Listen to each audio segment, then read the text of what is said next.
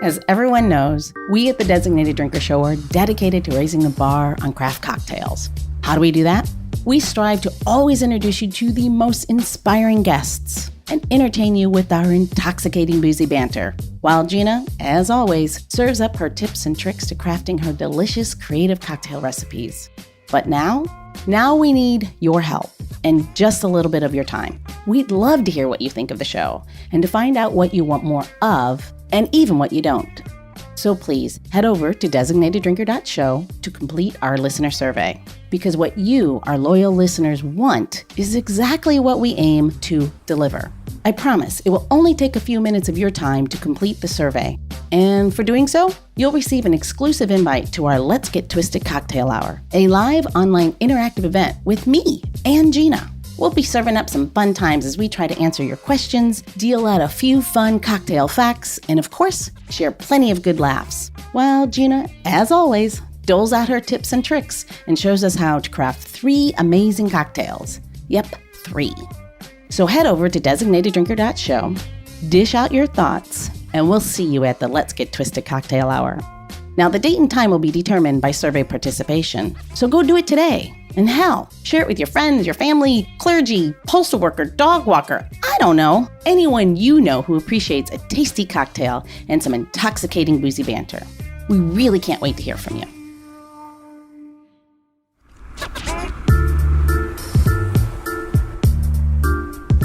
Welcome to the Designated Drinker Show, the podcast that's raising the bar on craft cocktails. I am your host, Louise Salas, and with me, as always, is my very, very, very, very talented friend who always eats her veggies, the mixtress DC Gina. Hey, Louise. How are you? I'm good. How about you?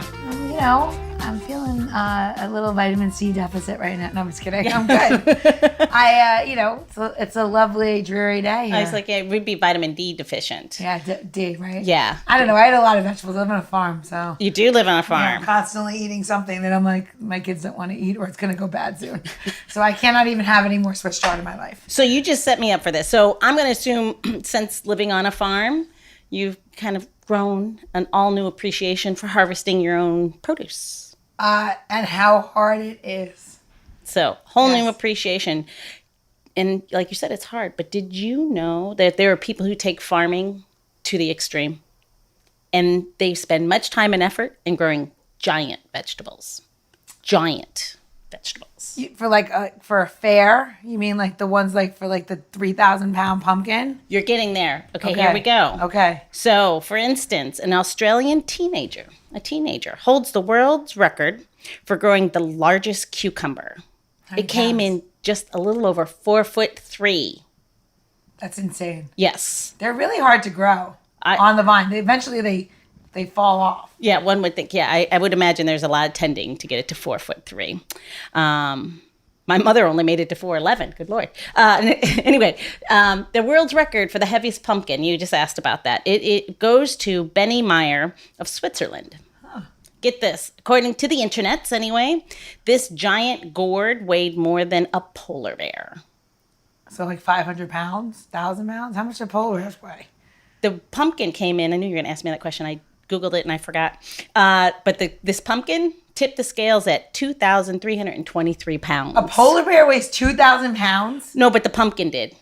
Oh, I was going to say more than a polar bear. More than a polar bear. You got stuck on the polar bear. I'm trying to get you back to the pumpkin. Huge bear. I'm like, that bear is fucking crazy. Well, I don't really know how much polar bears. Why did they use polar bears? Anyway. I don't know. But I just got really afraid of a polar bear. It's like a freight train moving at you. Yeah, pretty much. So, those poor seals. So, I wonder if you can get inside that pumpkin. Anyway, move on. Next thing. I don't think you want to. Everyone's got their thing. They do. Well, I had my thing the other day. I put pumpkin mask on my face because apparently it's good for it not aging. So did it turn your skin orange? So if I get inside the pumpkin, will I be younger when I leave? Maybe. All right, move on. Peter Pumpkin Eater put a wife. What's his name again? Benny? It was Benny Meyer. I'm going to reach out to that. Yeah, you should ask. Is he dead? I don't know that, but he's from Switzerland. That's all I know. Not dead. So let's get the show back on the rails, shall we? So, Matt and I were just up at your house and in your garden. And I was so excited because I actually got to pull my very first carrot out of the ground. Yeah. I was really excited about that. But it was Matt. And for those who don't know, he's our amazing photographer on the Missing Link team. He was the winner that day. Oh, yeah. Because he unearthed that huge carrot. Yeah, it was huge. It was massive. Yep. It was massive, but I'm going to say it cannot hold a candle to Peter Glazebrook's carrot. Oh. It weighed more than a bowling ball. So 12 pounds. It came in just over 20 pounds. Who bowls with a 20-pound bowling ball? The polar bear? the 2-ton polar bear? Fucking 2-ton polar bear is throwing a 20-pound ball. Gina, you're being ridiculous. Polar bears don't have thumbs. How would he even be able to bowl? He's 2 tons, so he could do anything. He could probably fucking fly. That'd be some big ass wings to get a 2-ton.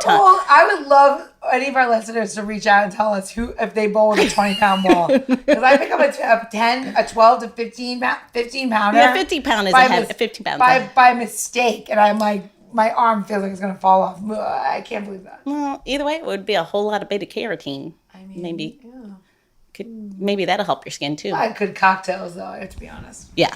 Carrots are wonderful in drinks. There you go. Dun-dun-dun. I wonder where you're leading. Oh. So, since you're already leaning that way, why don't we hurry up and just introduce today's designated drinker. Let's get serious now, damn it. She is the executive director of Food Stash Foundation. She is Carla Pellegrini. Welcome to the show, Carla. Hi, thanks for having me. Thanks for coming. Thanks for joining us all the way from Canada. All the way from Canada. There's polar bears up here. Have you ever seen a 2-ton polar bear? No, thankfully I've never seen a polar bear. That is what I'm looking for now. I'm looking for this 2-ton bear. So, Kim, can you Google the average weight of a male polar bear? Yeah, I actually did. It's 900 pounds. Whoa. So 900 pounds. Wow. That's, yeah. I'm not going to lie.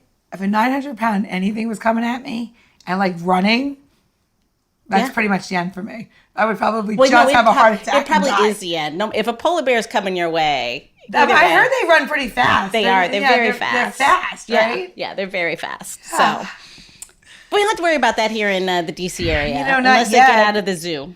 Yeah, I mean, climate keeps changing and people keep ruining their forests and lands and glaciers. Yeah, they're going to be living in Manhattan. and they're probably going to have a nice high rise because you'll be terrified. But of course you hit the penthouse. Like, and he doesn't have thumbs, so he's going to hit the button. Yeah, sorry, Carla. Let's get back to Carla. Carla, welcome. So let's get serious again. Tell us what the Food Stash Foundation is. Food Stash Foundation, basically we're the middleman between surplus food and people who don't have access to food, healthy, nutritious food. So we go around to a bunch of grocery stores and farms and wholesalers all around the city here in Vancouver, BC.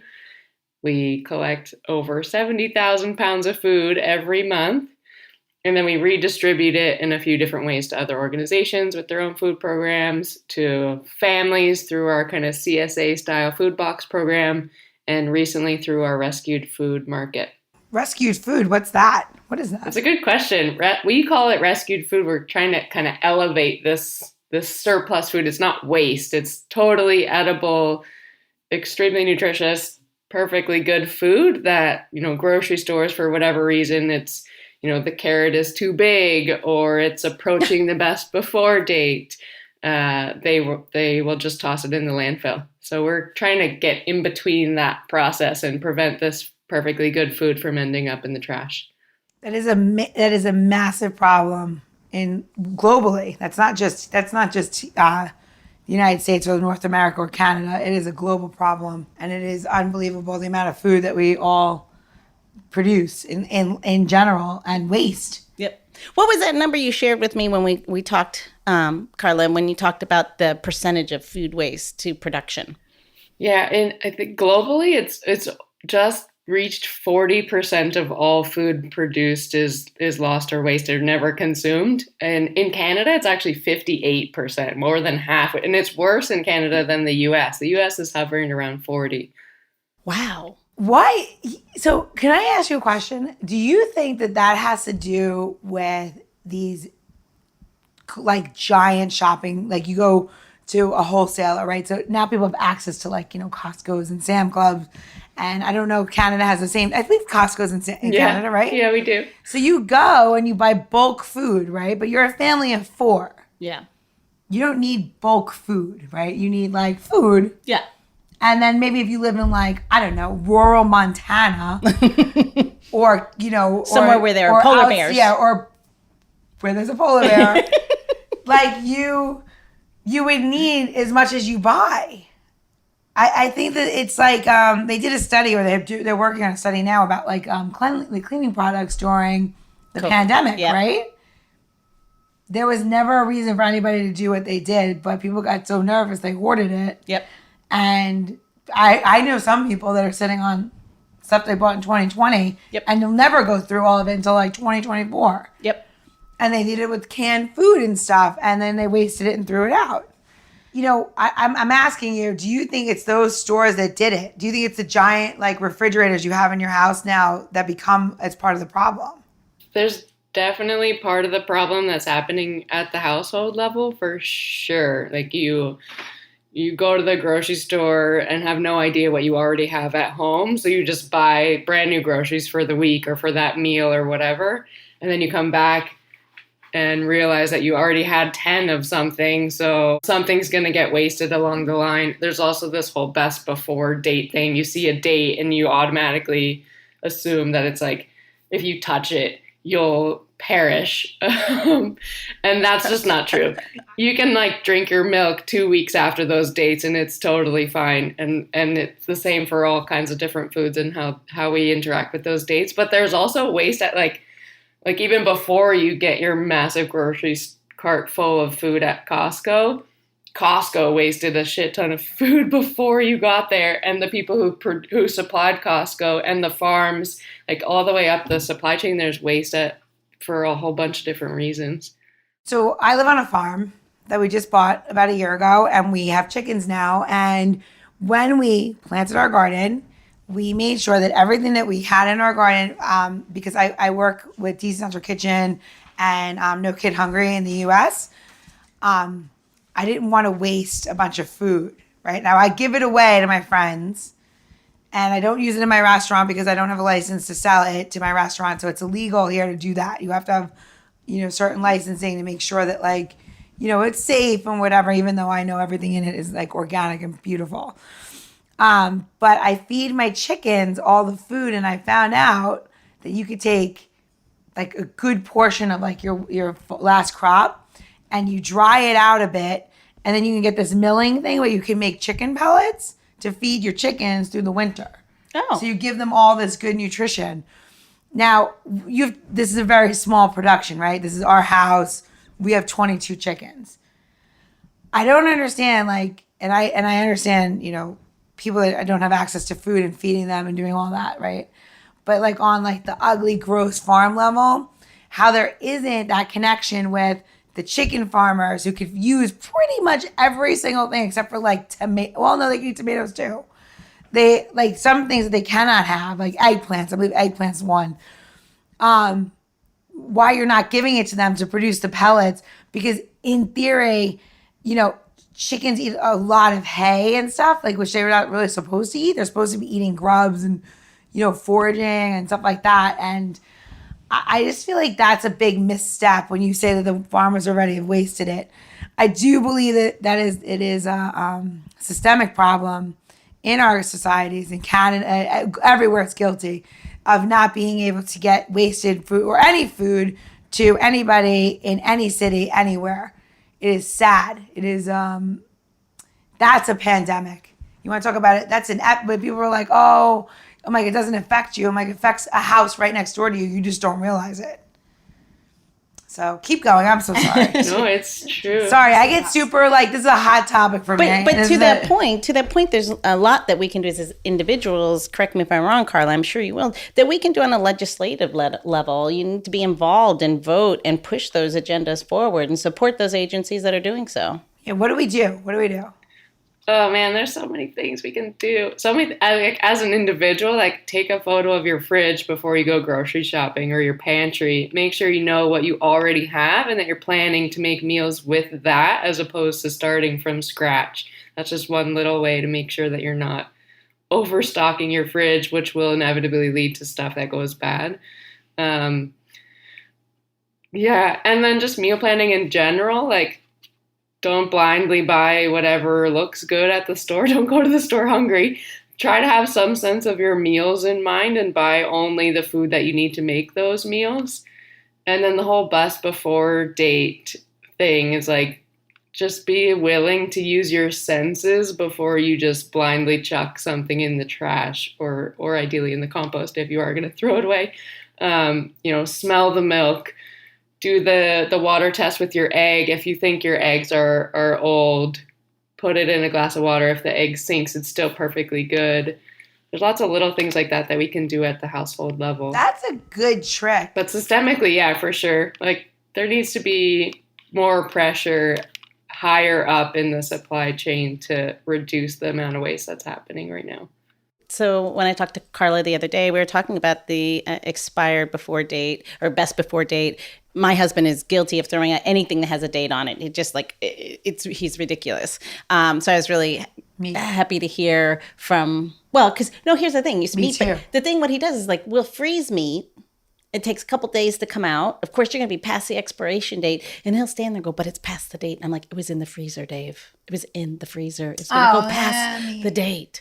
And so, but to your point, Carly, use your nose. You can tell. Of course, you don't want to eat anything that's bad. But you were telling me where that was invented, what the expiration date. Yeah, the best before dates came about. It was post World War II. And it was really a way for food producers to communicate with grocery store owners and help them know how to manage their stock and rotate their stock. And it has warped into this consumer facing date where we just assume like, okay, it's 2 days before the best before date. I'm not going to touch that. It's going to kill me. Isn't it because of botulism? Didn't that happen with an outbreak of that with canning? Is that why my mom said you never use the can if it was dented? That was one of my mother's things, but I'm sure that's an old wise tale, I'm sure. Oh, my family was like, would be like, this can's dented. Can I get 10 cents off? 100%. My grandmother is in heaven right now going, that's right. And she would always be like, that can's dented. I want 25 cents off, whatever she said. And I'd be like, 5, like, yeah, whatever grandma says, I'm in. If my grandmother says it, we're doing it. Of course, because grandma said. Yeah, she said. But you know what? She was very savvy. I think one thing, and then you tell me what you think.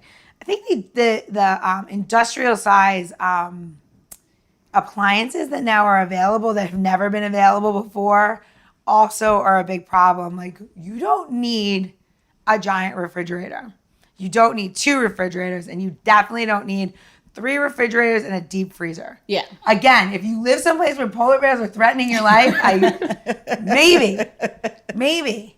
But like, I don't even understand this. I know people that literally have, a fridge in their basement, a fridge in their garage, a deep freezer, and all this stuff, and then a jam full, and they're a family of 4. Yeah.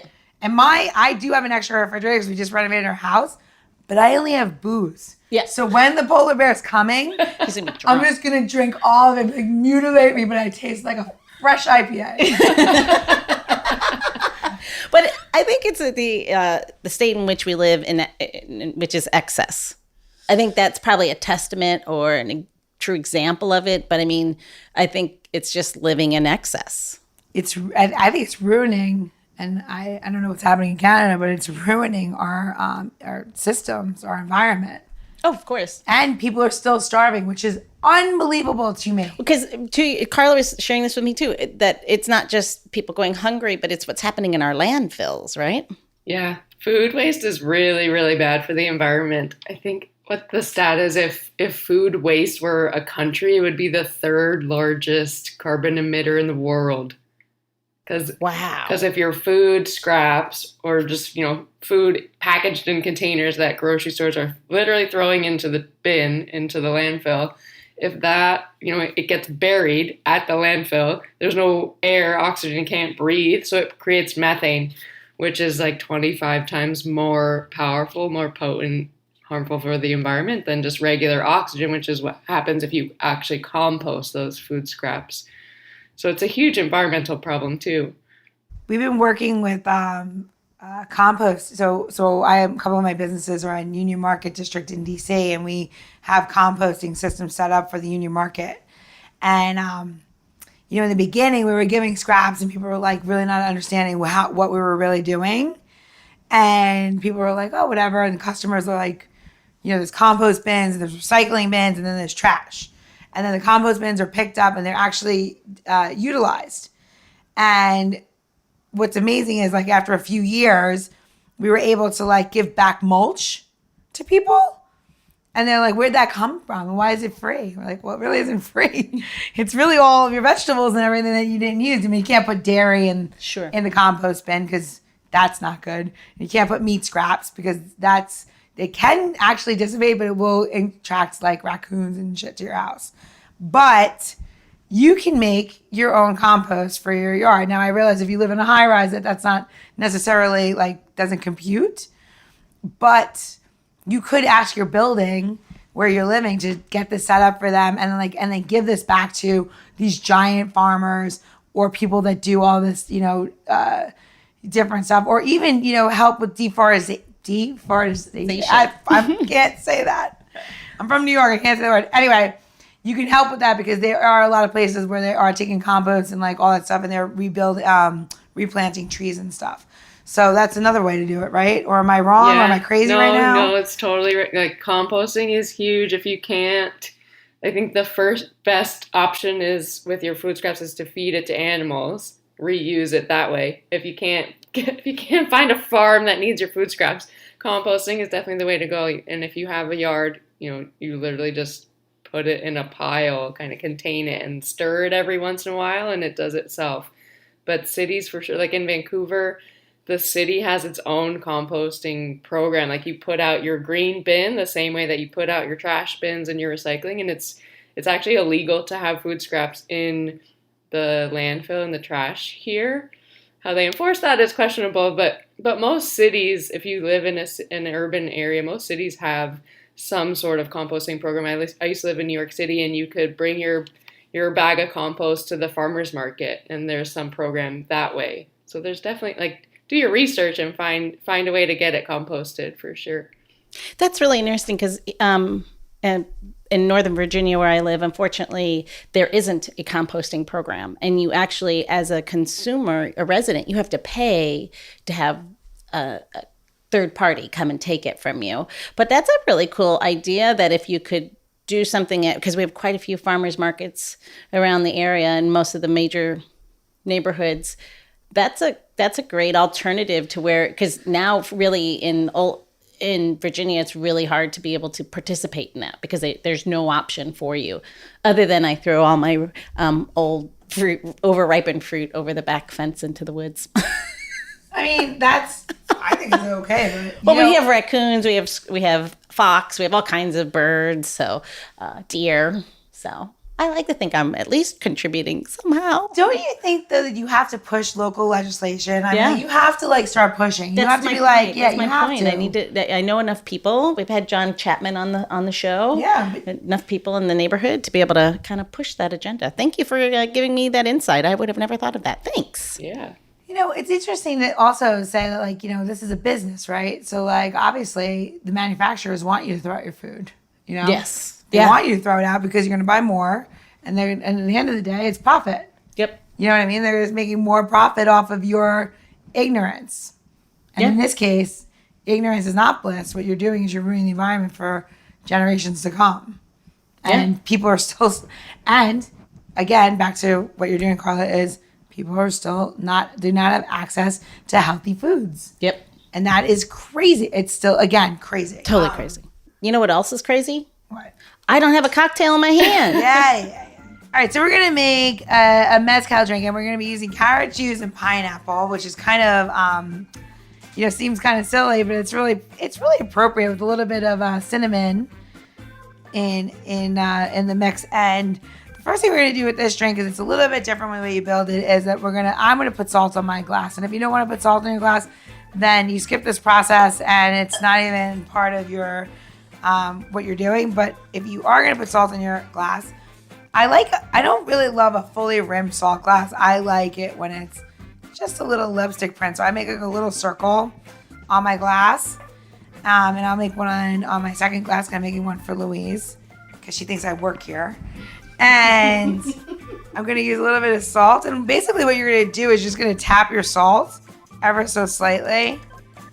And really what you're doing is just a little place for you to kind of like stick your tongue and have your own salt lick. So you can pretend that you're a nice little deer in the woods getting a little bit of salt because you put it out. Hey, Carla, you know what I found out, which is so terrible? I live on a farm now, and there's all these deer that run by this spring by my house. So I bought a salt lick for them, thinking like, oh, that's so nice. And my brother-in-law, who's a hunter, is like, yeah, you use that to attract the deer so you can shoot them closer. I'm like, what? Oh, no. That's terrible. I've been like feeding the deer because, of course, I like love them. I think they're so cute, and I just want them to like let me get closer to them, because they are not 2-ton polar bears. Yes. And they are huge, though. Have you ever seen a deer up close? They are very big. They're very large. Very large animals. Especially the males, but I've never really seen a male up close, but I've seen the babies. Anyway, so I was doing the salt lick, and I was like, oh my gosh, it's like a little margarita for deer. And everyone's like, people shoot them like that. I'm like, oh, not at my house. Yeah, so let's not do that. We always had salt licks when we were kids. I grew up in Pennsylvania. We always put salt out for the deer. It's like, oh, otherwise what are they going to eat in the winter? No, that's really sad. Yeah, it's so cute. Meanwhile, they're probably like, I'm dying of thirst. Yeah, exactly. They're like, it's so good. I just can't have any more. All right, I'll have a little more. Like who knows? They all have heart disease. I know. That's why the deer are so big. They've never been that big. You're going to be American fat deer, okay? They're just all retaining water. If Americans are fat, you're going to be fat too. All right. Anyway, all right. I'm getting off topic here. All right, so we're going to make our cocktail, and we're going to put 2 ounces of mezcal. And I'm going to make 2, so I'm just doubling this up into your shaker tin. And then we are going to use 1 ounce of carrot juice. Now, carrot juice. I love carrot juice. If you don't have something that's fresh, I went to the store. Or actually, I did not. My husband went to the store. Neil, thank you. Went to the store and bought a great alternative for carrot juice. And it's like just, super easy, 100% carrot juice. Maybe there is definitely a little bit of water in here with it. But if you don't want to squeeze it, which I highly recommend, or you don't want to blend it and strain it, that's fine. This is a nice little substitute, and it's cocktail approved. Okay, there you go. Now we're going to use pineapple juice, and you're going to put 2 ounces. So now you have 2 ounces of mezcal, 1 ounce of carrot juice, and 2 ounces of pineapple for your cocktail. And we're going to add that. So notice that I didn't add any more sugar. That's because the amount of pineapple juice and everything in there is more than enough. And the pineapple is acting as your citrus if you are using lime. So you're not going to add any more citrus to this drink. So basically, if fall had a margarita, this is it. And if you delete the mezcal, you can make a nice little drink for your little deers. Okay, so, and I mean your kids. Okay, anyway, we're going to put this on, and we're going to top it, and we're going to shake.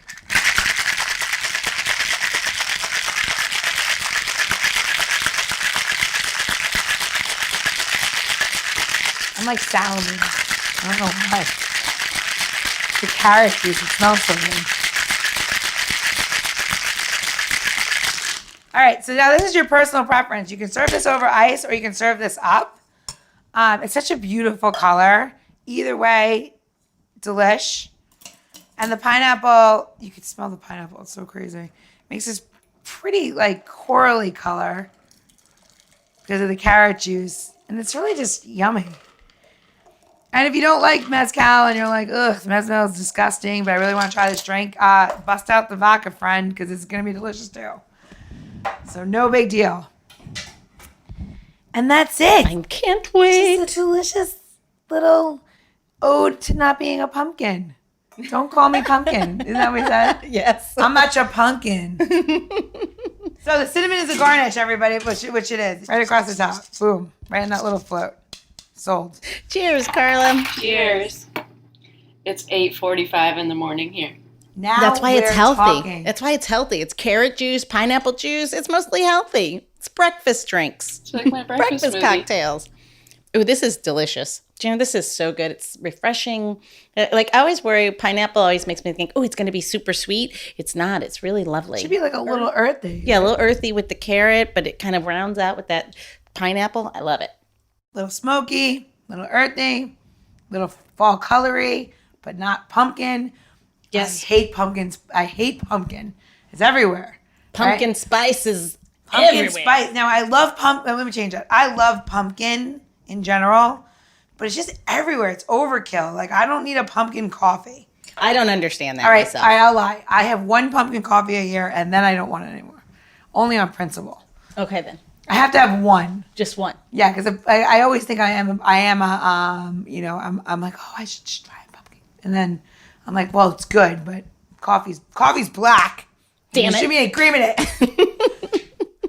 So where are they going to go to get this recipe, Oh, Gina? so you're gonna go to designateddrinker.show. Wait, what? You're gonna go to designateddrinker.show for the tips, tricks, how-tos, how to find Carla, how to help with food rescue. Right? Can we donate? Do people donate to this cause? Oh, yeah. So we'll put your link on there as well, right? Yep. And then also find your local organizations, right, Carla? There's tons of them. Just figure out what you can do to help. I mean, from volunteer, some people a little low, pockets are a little light these days, but you can always volunteer your time. Maybe is there any here's a good suggestion, or maybe it's a terrible suggestion. I don't know.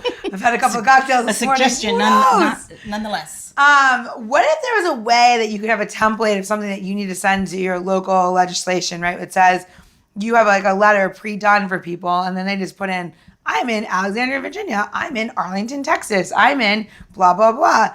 And I would like a compost program because it's not available, blah. Or I want to help with reduce food waste, blah. And you download it from your website. And then people could sign their name and email it off. That is a great idea. And you know what? You would have more people do it because dum-dums like me would be like, you're an asshole. And then they throw out the letter. Right? So I just started off always wrong. I go right into the passionate part. I have no... It's the New Yorker in you. I have no finesse. I'm like, you know why you're an asshole? And the people are like, what's your name? And you're like, you don't care about the environment. I'm calling the IRS. No. Yeah, so finesse it for them, fill it in, sign your name, send it off, and do something. Yep. Don't just like hear about it, be about it. Yeah. Oh, Yeah. look at you. No, it's true. Catchphrases. No, it's true. People I always say it to everybody, like, I don't want to hear about everything. Well, Be I mean, you about can it. bitch about it, but if you don't do anything to help change, then all you're doing is bitching. Yeah, There's nothing exactly. forward. Exactly. Yep. Yeah, someone's not going to do it for you. Carla doesn't live here. Yeah. Exactly. And there's You only want so many Carlas in the world. I know. Carla's busy. Okay? She's busy saving Vancouver. Yes. Yeah. Yes. And that's amazing. And I appreciate that because I love all the oysters from Vancouver. So I would need that water to remain beautiful. Carla, this is our last question, yeah? Am I wrong? Am I right? Am I think wrong? so. Unless Carla, you have anything else that you want to make sure that our listeners know on how we can help food waste. I love the term rescuing food because, to your point, Rescue market. Yeah. Well, the other thing about your market, isn't it? It's pay what you can, right? Yeah, pay what you feel. Oh, what you feel. Yeah, so Wow. we're trying to make sure there's like no stigma or shame around not having access to the healthy food that people need. So instead of saying pay what you can and implying like an ability to pay, we say pay what you feel. So if you feel like donating to help support our market or organization, great. And if you don't feel like it, equally great. Just grab your food and walk out the door. We don't care. I really love that. I might share that with my other friends. Is that okay? Oh yeah, That's really great. it's not patented. We heard the idea from someone else too. There's a I love that. Sharing good there's ideas. a pay what you feel cafe. Yeah. That's amazing. Yeah. And I love that you keep doing the good work. All right. Well, I have a last question for you. So in this day and age, everybody identifies themselves as some sort of mythical or spiritual animal. And you might identify yourself with a 2-ton polar bear because you are crossing the Arctic in cheetah-like sprints, and everybody's fearful of you. If you could be or identify yourself as a spirit ingredient, whether for food or for drink, what would that ingredient be and why? First one that pops in your head is your spirit ingredient. I was going to say basil. Yes. I'm Italian American, so any chance I have to put basil on something or to make pesto is a win. Love it. And I've tried growing it so many times in my little like planter boxes and in my little community garden plot, and I can't. So it's kind of a curse at the same time. Don't pay attention to it. Basil's like a cat, right? If you tried it for the cat and you're like, oh, come here, it's never coming, right? But if you leave it alone, you're like, yeah, here's some water and some food, whatever, and you act like you don't care about it, all of a sudden the basil's gonna be like, hello, I'm here for you. How don't you see me? That's exactly my problem, because I'm just like looking at it like, come on, you can do this. Keep growing. Yeah, leave it alone, it's a weed. Have some more water. Yeah, that's it. Leave it alone, it's a weed. All right. On that note, let's leave Cheers. Carla alone. Thank you so much for your time. Thanks for having me. All the way from Canada. Watch for the polar bears. Thanks. Yeah. And don't forget, we want to hear what you have to say. So go do the survey. Yes, I actually did mean to make that rhyme. I'm such a dork. I know. But anyway, head over to designateddrinker.show, take the survey, and let's hang out at our live virtual Let's Get Twisted cocktail hour. Cheers to that. The Designated Drinker Show is produced by Missing Link, a podcast media company that is dedicated to connecting people to intelligent, engaging, and informative content. Also in the Missing Link lineup of podcasts is Roger That, a podcast dedicated to guiding you through the haze of dementia, led by skilled caregivers Bobby and Mike Carducci. Now, if you're looking for a whole new way to enjoy the theater, check out Between Acts, an immersive audio theater podcast experience. Each episode takes you on a spellbinding journey through the works of newfound playwrights, from dramas to comedies and everything in between. Find Missing Link's League of Podcasts on Apple Podcasts, Spotify, or wherever you find your podcasts. Please don't forget to subscribe, download, and review the shows. Your review helps our shows reach new audiences. To find out more about Missing Link, visit missinglink.company. That's missinglink.company.